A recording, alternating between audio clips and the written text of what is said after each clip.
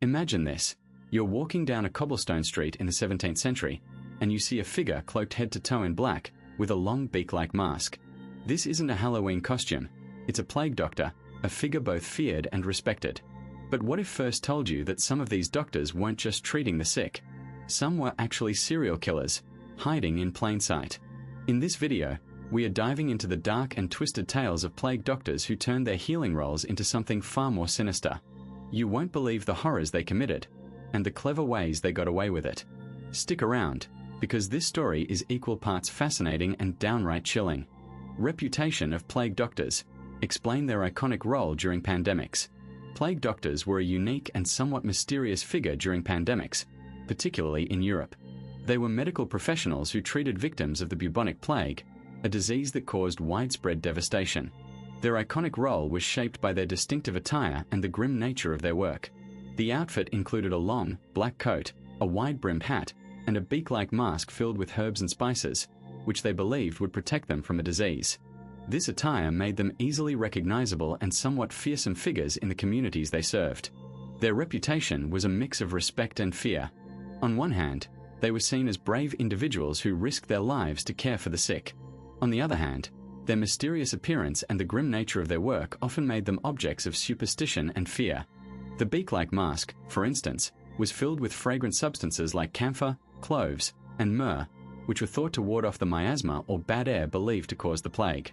This belief, though scientifically unfounded, highlighted the limited medical knowledge of the time. The role of plague doctors was not just medical but also social. They were often called upon to certify deaths and ensure that proper burial practices were followed. This added to their authority and importance in the community.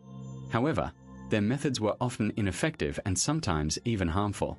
For example, the use of bloodletting and purgatives, common practices at the time, did little to help plague victims and often worsened their condition.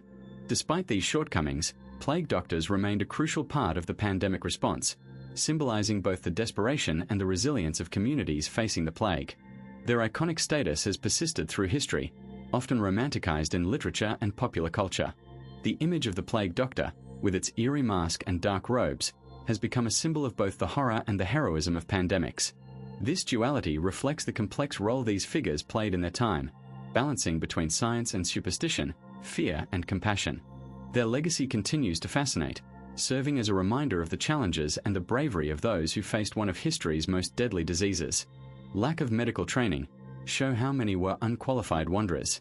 During the time of the plague, the demand for medical professionals surged, but the supply of qualified individuals couldn't keep up. Many so-called plague doctors were little more than charlatans, peddling dubious cures and exploiting the desperate. These figures often lacked any formal medical training, instead relying on folk remedies and superstitions to treat the sick. Their knowledge was a patchwork of outdated theories and personal beliefs, stitched together from whatever sources they could find.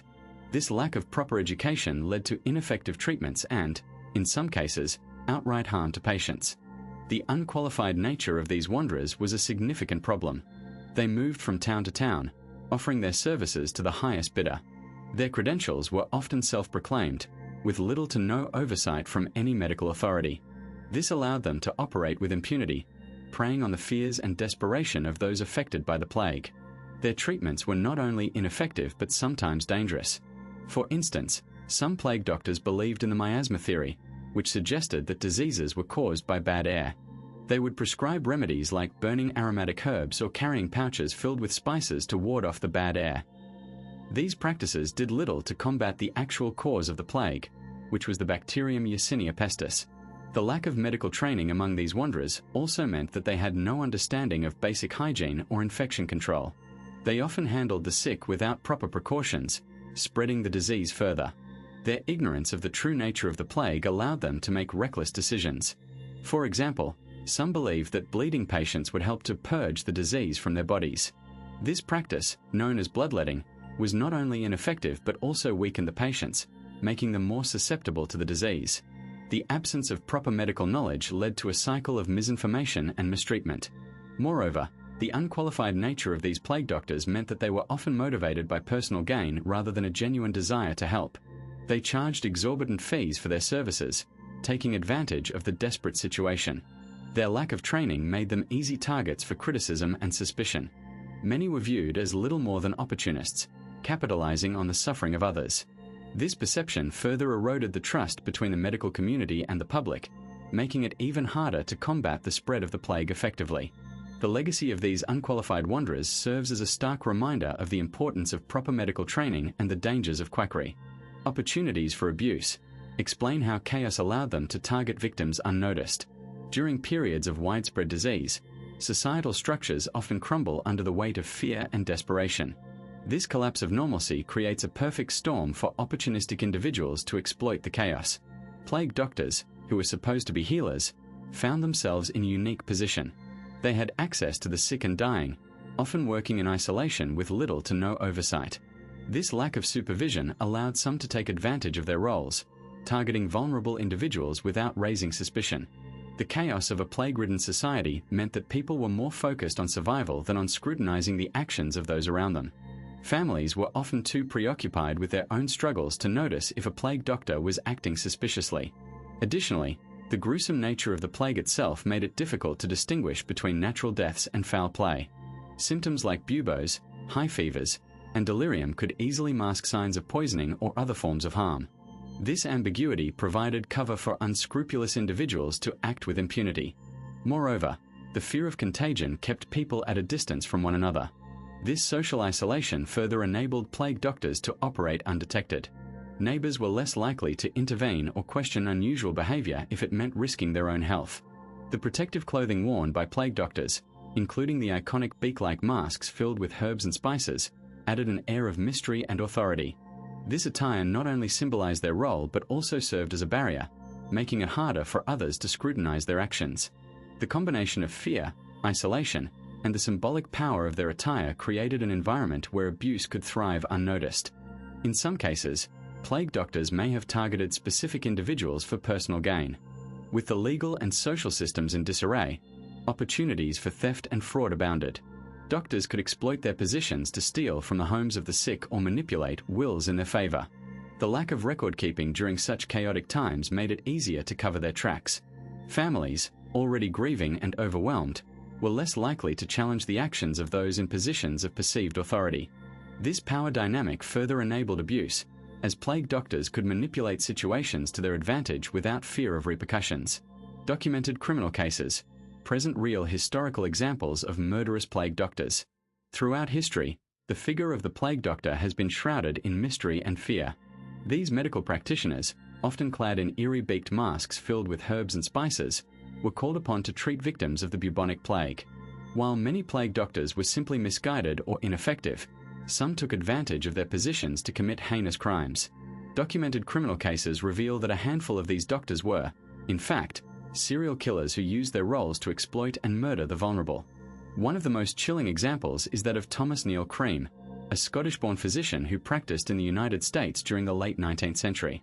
Cream was known to have a particular interest in poisons and their effects on the human body.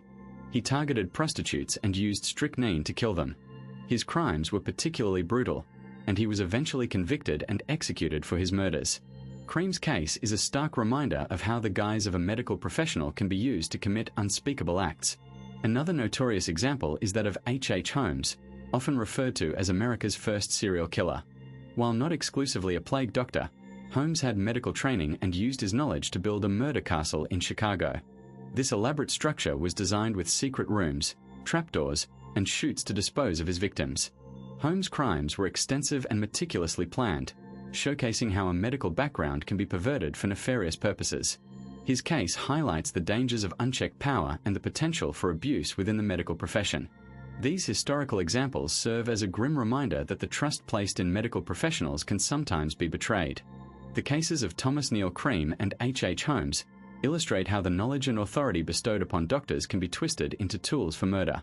Understanding these dark chapters in history helps to appreciate the importance of ethical standards and oversight in the medical field.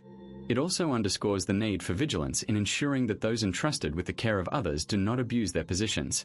Methods of killing describe poisoning, suffocation, or intentional mistreatment. Plague doctors, often romanticized in popular culture, had a dark side that included some who were serial killers. These individuals exploited their positions to commit heinous acts, using their medical roles as cover. Their methods were as varied as they were cruel, often involving poisoning, suffocation, or intentional mistreatment. Poisoning was a common method employed by these killers. They had access to various toxins, some of which were used in their supposed treatments. Arsenic, for instance, was a popular choice. It was easy to obtain and could be administered in small doses over time, making it difficult to detect. Victims might experience gradual deterioration, with symptoms mimicking the plague itself. This made it easy for the killers to blame the disease for the deaths. Some doctors even used more exotic poisons, like belladonna or hemlock, which caused hallucinations and paralysis before death. The victim's suffering was often prolonged, adding to the cruelty of these acts. Suffocation was another method used by these sinister figures. It was a quick and relatively silent way to kill, making it easier to avoid detection. Plague doctors might use pillows or their hands to smother victims, especially those who were already weak and bedridden. In some cases, they would administer substances that induced respiratory failure. Opium, for example, was known to depress the respiratory system. The doctors could claim that the victim had succumbed to the plague's effects, as respiratory distress was a common symptom. This method required less direct contact and was therefore preferred by some killers. Intentional mistreatment was perhaps the most insidious method. These doctors would withhold necessary care, administer harmful treatments, or perform painful procedures under the guise of medical practice. Bloodletting, for instance, was a common treatment that often did more harm than good. By taking too much blood, the doctors could weaken their victims, making them more susceptible to illness and death. Other treatments involved the use of toxic substances applied directly to the skin or ingested. The victims, already suffering from the plague, would deteriorate rapidly, and the doctors could blame their condition on the disease rather than their own actions. This method was particularly cruel as it involved a slow and painful decline, with the victims often aware of the mistreatment but powerless to stop it. Public fear and superstition explain why communities rarely question their actions. In times of crisis, fear has a way of clouding judgment. During outbreaks of the plague, communities were often gripped by an overwhelming terror of the unknown. The disease was brutal, swift, and seemingly indiscriminate. People watched as neighbors, friends, and family members fell ill and died within days. This constant exposure to death and suffering created an environment where fear became the norm.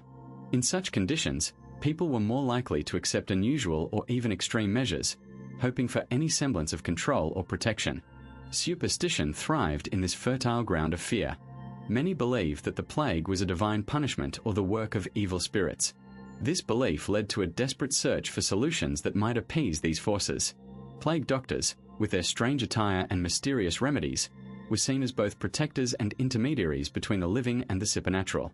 Their eccentric appearance, long black robes, wide-brimmed hats, and beak masks filled with herbs, added to their aura of mystique. Communities, desperate for hope, often overlooked the lack of scientific basis for their practices. The doctor's rituals, whether burning herbs, bleeding patients, or applying poultices, were accepted as necessary, even if they were ineffective or harmful. Moreover, the plague doctors operated in a time when medical knowledge was limited. Most people had little understanding of disease transmission or anatomy.